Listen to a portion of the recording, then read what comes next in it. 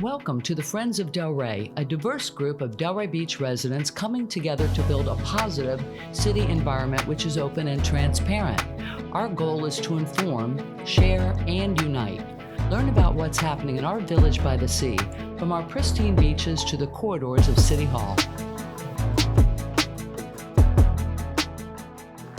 Hi, I'm Judy Malika, moderator for the Friends of Delray podcast, and a concerned Delray citizen willing to ask the tough questions of our informed guests and dig deep into the issues relevant to the future of our wonderful city. Today we'll be discussing education. I have two informed guests to help with the discussion. I welcome Erica Whitfield, who is on the school board of Palm Beach County and has served since 2014. Prior to her service on the school board, Erica worked in Palm Beach County Health Department and became the project coordinator for Healthy Kids, Healthy Communities grant and was a wellness coordinator for the School Food Services Department. Erica serves on the American Heart Association, Palm Beach County Market Board, the Palm Beach County Homeless Advisory Board, and the Early Learning Coalition, and she's a member of Leadership Florida and Leadership Palm Beach County. Welcome, Erica. Thank you so much. I also welcome Mark Sauer. Mark is the founder of a nonprofit called Bound for College. After earning his master's degree at Columbia University, Mark had an exciting career as COO of St. Louis Cardinals and CEO of Pittsburgh Pirates, and then president and CEO of St. Louis Blues. He retired in 2006 and came to Florida, and he began substitute teaching at Village Academy and then became the athletic director there. In 2012, he retired from Village Academy and founded a not-profit, which is now called Bound for College, which helps high school students get ready for ACT and SAT admissions exams. Erica and Mark, thank you so much for being here. Let's get started on everything. Erica, I'm going to start with you. So for our listeners, what is the role of Palm Beach County versus the city in educating our youth, and what are their respective roles in providing quality education in Delray? Well, first of all, thank you so much for having me. I really pleasure. appreciate being here, and I'm very glad to serve as your school board member. I get to continue for a third term, which I am just thrilled about. Thank you. So the Palm Beach County School Board and really every school district in Florida is based on county lines. So we have 67 counties. We have 67 school boards in the state of Florida. Palm Beach County is the entire county. The role of the school district is we get funds from the state, and those funds come down to educate every student. We have many different opportunities, and obviously if you go to a private school, we don't oversee that. We have a little oversight over the charter schools, but with our traditional public schools, we're in charge of making sure that every child gets an education. The role for the city, and Delray has been particularly good about this, is I think just to be participants in the school system. There's been some contributions from the city commission to funding different programs at schools, which is amazing. We have a lot of people in the Chamber of Commerce that participate. Also, lots of nonprofits like your local Roots for Wings and Bound for College that are participating with our school system. So we're having that kind of an impact. And so we're grateful for everything that Delray does to support the school system. Terrific. Mark, the city has, along those lines, the city has for more than 30 years supported a position of Director of Education, and they've appointed an education board. What impact do you think that they have on the education in Delray? Well, I think they help on the communications end in terms of disseminating information concerning frankly the difficulty of public education in our county, and in particular in the city of Delray Beach, where we have a very affluent element in our population. We have a low income element, and we're all very close to each other. And I think there's been a lot of communication along those lines. So I've seen it in action. Okay. I know that we lost the director of education. I don't believe it's been filled yet. I think she retired, Janet Meeks. They're in the process of interviews right now. Are they? Oh, I hope they find someone as good as she was. Yes, she was So amazing. Erica, I know that the COVID pandemic negatively impacted our students for at least a year, if not more. But I wanted to learn a little bit more, if you can tell the audience about ESSER ESSER money? Like, what is it? And then was there a breakdown of how much got allocated to Delray and spent? Can you speak about that? Yes, I don't have the data on how much came to Delray specifically, but the ESSER dollars, and there's also considered ARP funding. So there's different pots of money that were given to communities following the beginning of the pandemic. So we knew for education that COVID was going to have a massive impact. The impact of not having kids in schools, them not getting a solid education. I've spoken a lot about even though we tried to keep schools going, and we did, and we're one of the, very lucky, one of the few communities in the country that managed to keep school going as long as we did. It was wonderful that we did that, but sometimes kids would be on the computer and not paying attention to what their teacher was doing, or they would put the camera up to the screen and maybe fall asleep, and so you wouldn't know, and they weren't getting that amazing education just online. So we did get by, and we're doing better than some places, but that was a huge impact. So the federal government sent down dollars like the ESSER dollars and the ARP funding to be able to support the communities and help with these projects. So what we did at the school district with those ESSER dollars is we were able, there's a lot of things that happened. So we were able to give raises to our employees because as you know, it's very difficult. Yeah. Well, it's a supplement. So it's not going to continue forever, just as long as the dollars Did it are help there. them balancing everything they were trying to balance? As we do our figuring out what the raises are going to be, we add the supplement on, which is all ESSER funded, which is amazing. The other thing we were able to do is the goal of ESSER dollars for us as a school system is how can we mitigate the effects of the pandemic. So some of the things that got worse over the pandemic were things like how many homeless children we have and the impact on our homeless children. So we put in additional resources, including a position that I fought pretty hard for, and I was very happy about, that I'm hoping we can continue even after this is over. But at least 3 years, we're going to have a person in a position to really focus on bringing in additional funds for our homeless kids. So hopefully we can multiply those dollars to be able to make sure we're really focusing on those students, because they are so challenged through this process. So they help identify them, and then they help. Yeah, and then the other thing them. we paid for was we bought a bunch of masks, we bought a bunch of filters during the process. Right, that's what most schools did with the sanitizers and filters. Did you retrofit ACs or stuff like that? Yeah, okay. We improved our MERV rating at all of our schools. Okay. Very expensive process. So some of that may not continue past the ESSER dollars because we did such large efforts that are helping clean the air, but may not be as needed as we thought they were, just because who knows if they even helped, but we were trying to do something. Everyone was trying to do something. Anything we could do to keep schools open. Right. And I think that really paid off. And so I think those dollars were valuable, but some of those improvements may not continue after the dollars go away. Okay. Well, while we're on the money issue, I know in 2016, the Palm Beach County voted to raise the sales tax by a penny to improve education. My understanding is that Delray had about 33 million. And according to the capital plan and the capital budget that I was looking online, I don't understand it all. It looks like 20 million was going, I know you probably. I do have the numbers. You have your numbers? Look at you go, girl. I know, You're I ready. got it all together. Roughly 20 million was going to Pine Grove and 12 million was on full service. Do you, I couldn't find the accounting on the website, like how much has been spent and how much is left. Is that a report that's forthcoming? Well, so it's constantly going on. We get them at the board meetings all the time. I got some of the data for you today, and we can always get you more if you want. But I gave them a very short window this morning to get me numbers. So thank you. I'll give you what I've got. Okay. So as far as how much sales tax has been collected countywide from that specific tax, you remember the school district only got half of that penny. The other half went to the counties and the cities.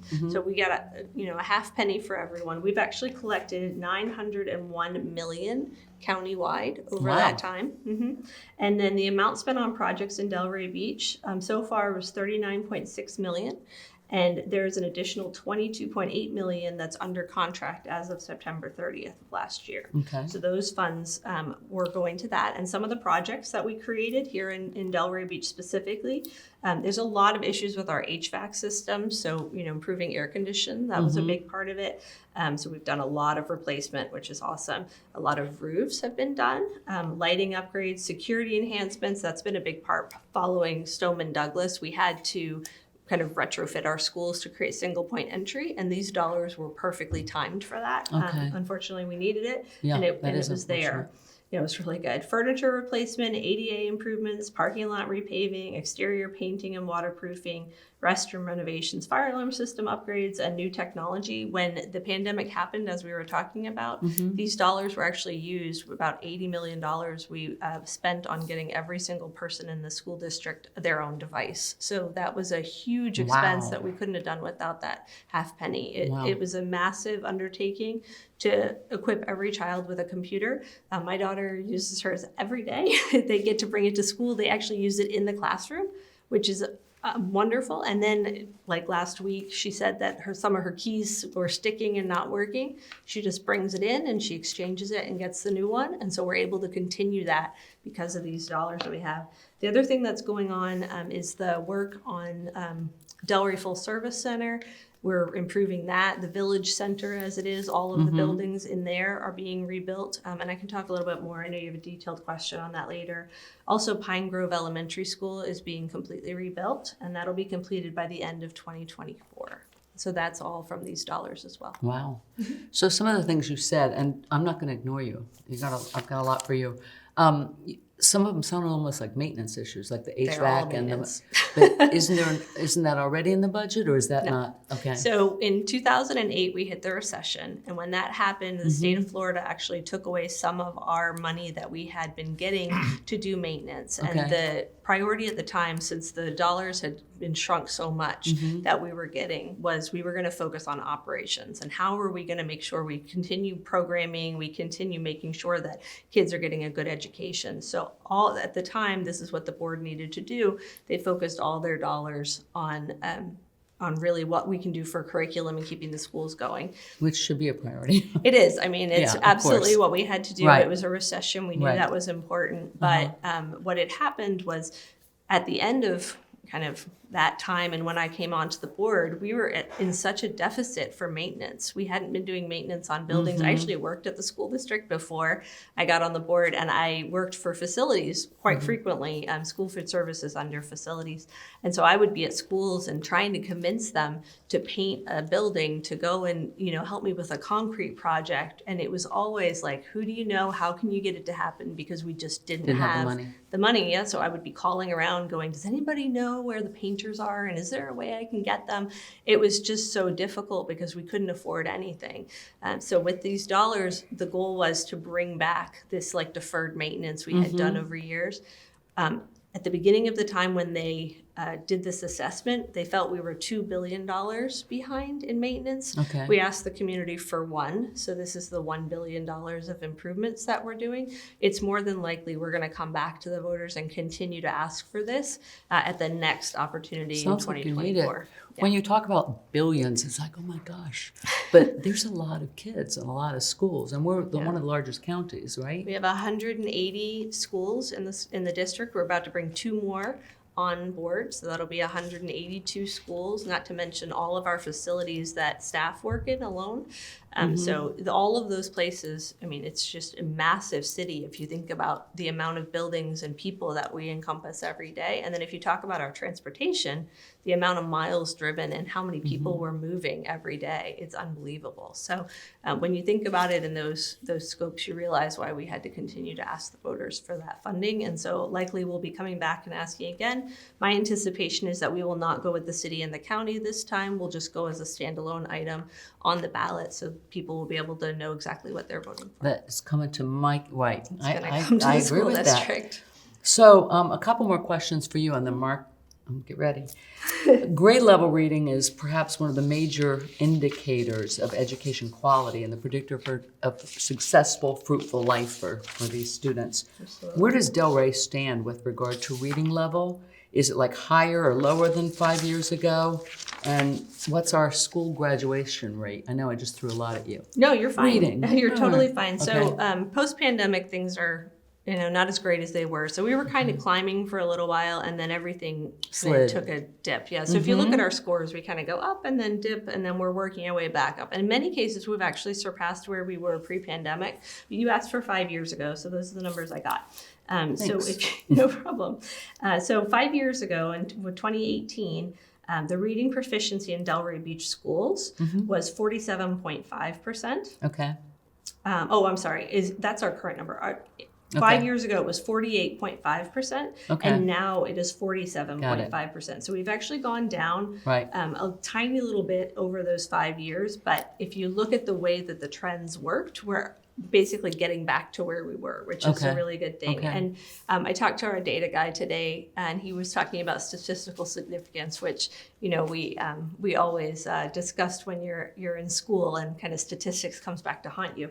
But he thinks that at a city level, statistically significant would be around 3%, and so it's really The swing. this. Yeah. If Can it I was ask you, what does the 48.5 and 47.5% mean? That's how many kids can read at that grade level, or what does the percentage mean? When we have our testing, we score on a level 1 through 5. And so Okay. anything 3 and above is considered proficient. So if you're doing a wonderful job, you would get a 5, you'd be in the proficient. 4 is quite good also. 3 is considered proficient. Anything under, it's you need some help to learn. So we do testing throughout the year now, but really it all comes down to that test that's usually in May. It's been called the FSA before, it's been called the FCAT before. Now we're going to the best standards, and the new testing is progress monitoring. So that'll happen this year. We're first year starting over again with new standards and new leveling, but the scoring is generally the same. So it's 3 and above is considered proficient. And so whether or not a student scores a 3 or above at 3rd grade reading, which is when we consider the cutoff, like you should be able to read proficiently at 3rd grade, what is the percentage that are able to do that? And so reading percentage right now, you're looking at about half your students that are reading at grade level. Unfortunately, that is on par with the state average. That's what I was going to ask you. Like, how does Delray rank versus other cities in Palm Beach County? So within Palm Beach County, we have schools in 22 municipalities. A lot of people know there's 39 municipalities in Palm Beach County, but we don't have schools in all of them, so we're not able to look. And if you think about Delray, you have students that live here that are going to schools in Boca or Boynton. Same thing. Opposite. So you can't completely align the city boundaries and the schools within with the students. But if you just use the schools within the cities, currently, I've got the numbers from 5 years ago too. So in Delray is currently ranked 13th out of 22 in FY18 and in FY22. So that's 5 years ago and now. We haven't changed at all. The rank has been the same. And then within math, we're currently ranked 12th, and it's an improvement. Delray was 15th back in 2018. And also, I got your scores for math of currently. It's actually gone down a little bit as well. 40.4% were considered proficient this year, and in FY18, back then it was 46.3. So that is a statistically significant amount of number that's gone down, but it's not terrible. Math is actually a little bit more resilient with the pandemic, so there's been less of an impact. It's less resilient than English. It is something that you have to have a teacher for. So when a student is not interacting with a teacher on a daily basis and having that opportunity education, I always say to people, do you remember how to do algebra? Because you haven't done algebra probably. Whatever. I couldn't do it then. Yeah. I always say I was really good at algebra when I was, 9th grade, 8th grade, but you asked me to do it today and there's no way. And even with my daughter in algebra right now, I still have no choice. I could never figure it out. But it's because you haven't done it on a daily basis. It's not as resilient as, say, English would be in your mind. Because you can read on a daily basis. And yes, exactly. That makes good sense. So 13th out of 22 or 15th out of 22 isn't 22nd out of 22. It's true. Right? So we got to cheer for that. Thank goodness. So Mark, it's your turn. With your experience as a teacher at Village Academy and your work with Bound for College, I think you kind of mentioned about a little bit of something. What makes education in Delray Beach more challenging than in other cities? Well, first of all, I have the utmost respect for what Erica does and the complexities of our school district. Our school district is 11th or 12th largest in the country. 10. Wow. 10th largest in the country. Wow. This is a really complicated beast to manage, and our beloved children, our most valuable asset, are at the core of this. And my focus is in Delray Beach. And I find it, and this is not a criticism of the school district, but we have a very compact city here. About 4 miles across, 4 miles north to south. Right. We have 5 elementary schools. And as I mentioned earlier, we have affluence here. We have a proximity between our affluent community and our low-income community. And I very much wish that the city would mobilize and fund direct lower grade, starter grade reading programs to address that. As a Delray citizen, that's unacceptable. Those numbers are flat out unacceptable. We're the coolest little town, we're the most fun town, we're the town that everybody wants to visit. Right. When they come here, with those numbers, that's not right. It's not fair to the kids. We have an appalling history of race relations in this city. We do. Appalling. We haven't settled the score yet with our minority community. And those data points that you listed continue to remind me that we haven't. So this is a sore spot for me, frankly. And again, I'm not being at all critical. No, This You're school saying with district, the affluence that's in Delray, this city should be able to supplement Yes. what you guys are killing yourselves and scrimping and saving to do, right? Yes. Absolutely. And I think you're setting me up for a lot of my talking points in a minute, so I'm looking forward This is to kind of unrehearsed. responding This is to you. unscripted, Yes, right? absolutely. Good. Hey, I No, like everything unscripted. Yeah, Yeah. there's a lot that I can talk about on that, so when you're ready, just let me Yeah. well, I think the city is asleep when it comes to this kind of stuff. We have so much at stake. And these neighborhoods, we have 5 elementary schools in our city limits. This is not rocket science. This is not all that complicated. The school district has, 180 schools? Let's just take care of our 5 elementary schools. We only have 5. Take much better care of them. Yeah. above that. In what way? Well, I'd What like would to the s- money do? I would like if the to city see was us- not asleep. I would like to see laser focused on first and second grade reading support, reading the very, very basics. There's a great program, Ted Hoskinson's Roots and Wings. They start, I think, in the 3rd and 4th grade. They've got the right idea. And I would start even younger, and the logistics could all be worked out. They could all be worked out, the flow of money. And it's not, it would be a good investment for our city. It's not billions. No, It's no. And also, thousands. again, I'm oversimplifying, but maybe I'm not oversimplifying. Let's pick out one deserving school and do it for a And couple of practice. years and I see mean, what happens. trial. The Yeah, scores are trial going to run. skyrocket. I would love that. We would relish that. We have, different levels of participation at different cities around the community. And I think that when you have a community that cares as much as Delray, they have actually contributed a lot. But to anything that you can do, it really does give you, because all of our funding is the same across the board. We can only give Yeah. to every school the same. So if Delray wants to kind of make that number go up, then this is one way you can do it. It's how we can actually tackle those issues. And we do really put an emphasis, as I said, 3rd grade, you're already seeing, kind of that number of deciding whether or not children are proficient, and that's what we're Is that sort of ranking. the marker, like in 3rd grade, if they haven't reached a particular proficiency, Yeah. it's likely not to increase No, after you'll that go time? up there from there, but honestly, I put a lot of my effort into early childhood education, 0 to 5. There's so much brain development that's going on during that time. I think that what children need is they need to be in quality education as soon as we can get them in there. I'm actually going to be going back to the legislature this spring to discuss how we can get a full day of pre-K for VPK. I think we need to be funding 3-year-olds from the state level. That's something that hasn't happened here in the state of Florida, and I think it's a miss because we need to get to those My kindergartners. 3-year-old wasn't ready to be in school, though. So it's only 3 hours a day Oh, is what we do. Well, I with, guess she did do that. Yeah, and I put my 2-year-old in for a morning program right now, and I think it's wonderful. It's amazing to see what they learn, and it's all on their level. Right. And I think when you start looking at what children are doing with their time, 0 to 5, if they're in a program or if they're at somebody's house just sitting there and watching TV, that's not Watching a good use. Matilda.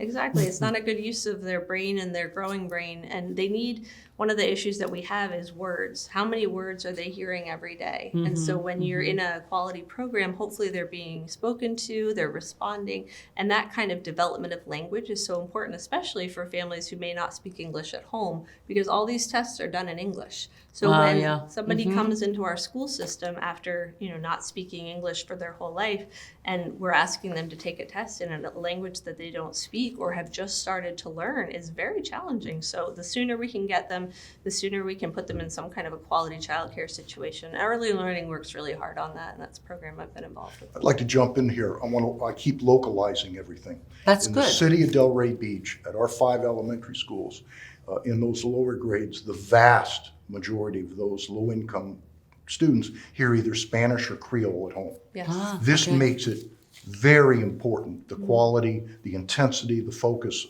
of the reading instruction in the early grades. It does. Because they're not going to get it at home at all. Mom and dad probably juggling 3 or 4 jobs. They've never been to American schools. It's all on us. And this is our backyard. So can I talk about some of the things the school district's doing to deal with the equity issue that he was just talking about? Yeah, sure. Yeah, is that all right? This is what we're here for.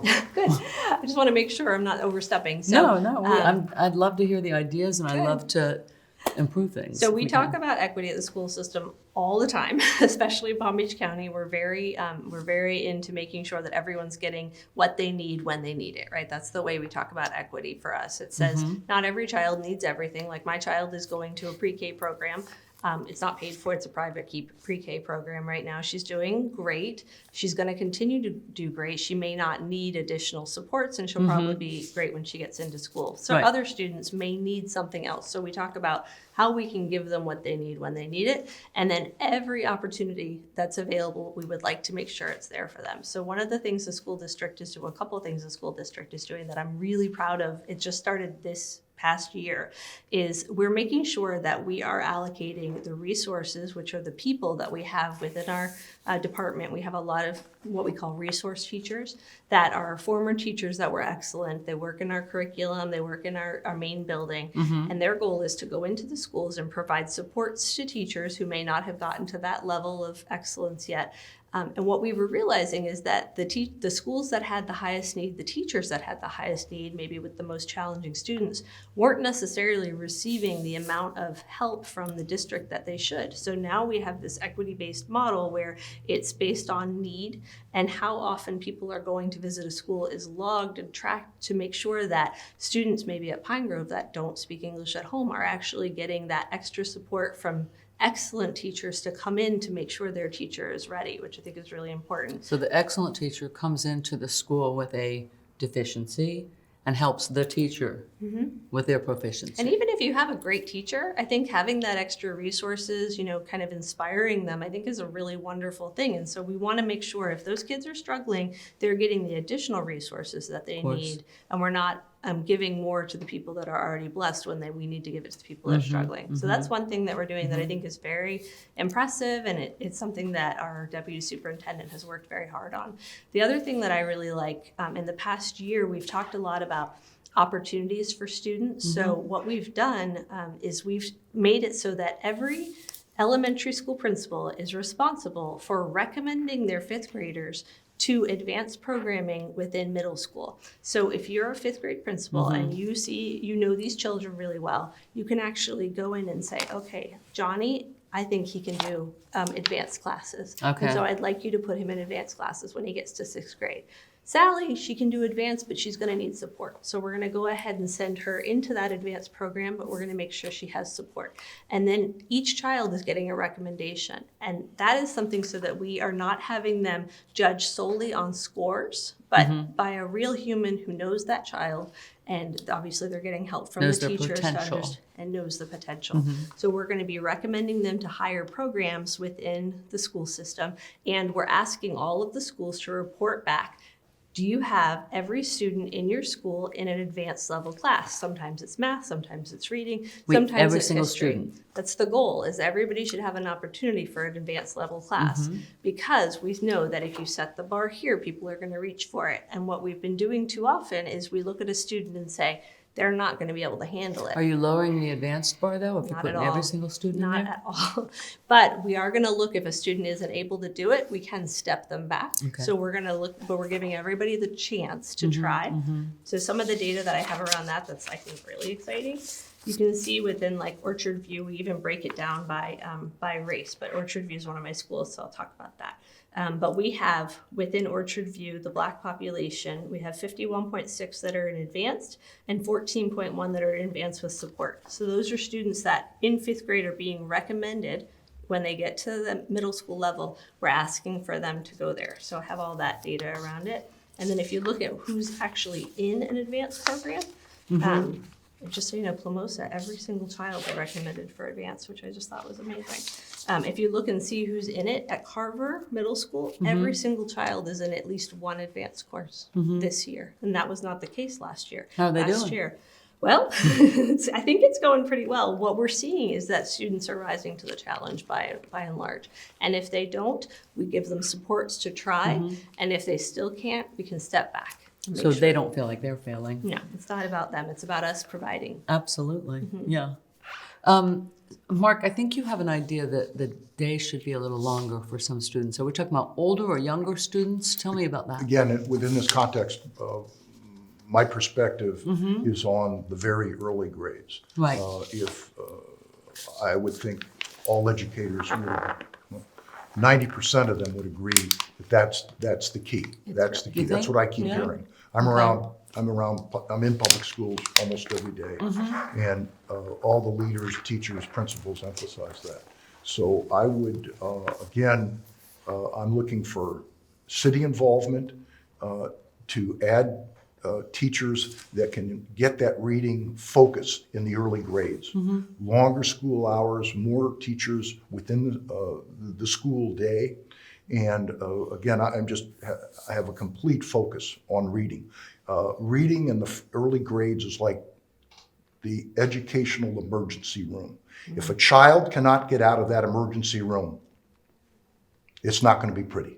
Yeah. You got to get them reading. They can't Then we level can up. get into finger painting and robotics and all that other stuff. Yep. Right. So that's actually a strategy we've employed in the past is for our struggling schools, giving them an extra half hour of time so they can focus on reading. But I like the model of what Roots and Wings is doing because what they do is they take the teachers that are in the classroom that have a relationship with the student and already are, know where that student is. And then they pay them through these additional dollars to be able to make sure that those teachers can come after school and work with the students that are in the aftercare program. So they're creating So the kids rich- are already in aftercare, so it's already not there. like you're stretching their day. They're already going to No, be there. they're there. And I You're think just making that productive. when the families know that they're going to get that great education after school from their teacher, they're more likely to put them in the aftercare program. Because I was going to ask about the students' capacity to just keep going, but some of them have to keep going anyway if they're in aftercare. We're right? not going to worry about that. I think they We're not make it going to fun. worry about that. Yeah. They got enough time at home to play their video games That's right. or waste their time. That's right. I love longer school days, though. It's actually another thing that's been shown in other models throughout the country is to just really intensive learning because they have so much ground to make up. And when you have these students that are, say they're a level 1 in 3rd grade, which we talked about as the lowest level, Right, we right. have to get them to a 3. So sometimes we say in a year, you have to learn a year's worth of knowledge. Well, a student who's starting behind has to learn a year and a half's worth of knowledge or 2 years worth of knowledge in a year in order to catch up. Right. So they're playing catch up their entire lives if they're only learning 1 year of We knowledge have a in a summer year. program? We do a lot of summer programs. little bit of That's that actually when an I was in ESSER school. dollar too. That's another thing ESSER dollars Oh, went to. okay. And we Good, really good. enhanced our summer programs. Good. So, Eric and Mark, I wanted to quickly ask a question. Why are not-for-profits like Bound for College, EJS Milagro Center, KOP Mentoring, Achievement, why are they needed? Well, there's many reasons that I think that we need them. Florida currently ranks 44th in the nation for funding for education. We're actually up. We used to be 46th, so this is an improvement. Congratulations. Thank you. Wow, very, very out of happy. 50 wow, Yeah, that's really it's been a sad. large improvement. Thank you, legislature, for moving us up. I'm hoping this year in the legislature it even goes higher. We're really, we know that there's a very large need.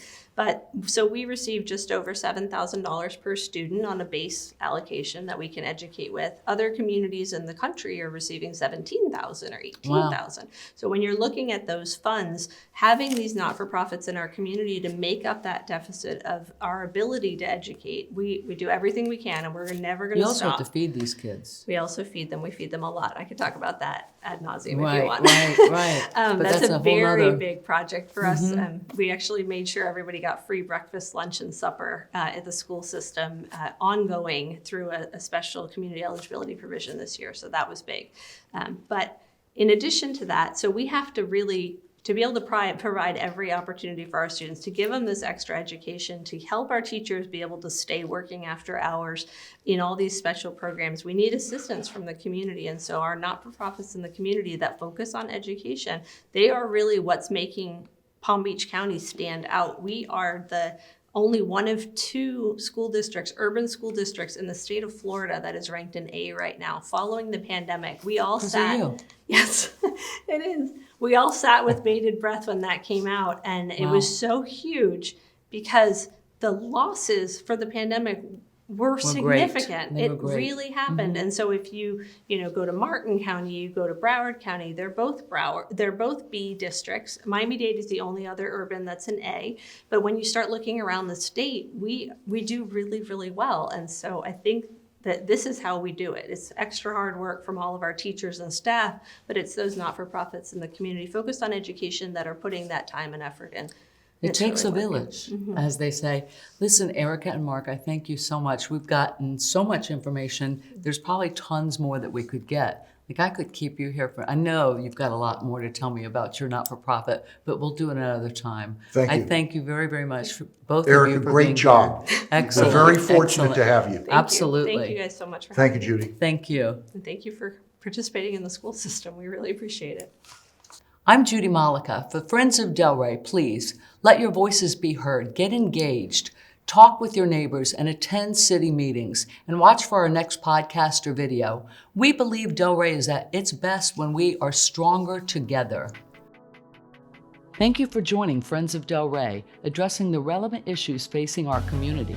Follow us on Facebook and YouTube, and please sign up for our newsletter at our website, friendsofdelray.us. We believe Delray is at its best when we work together.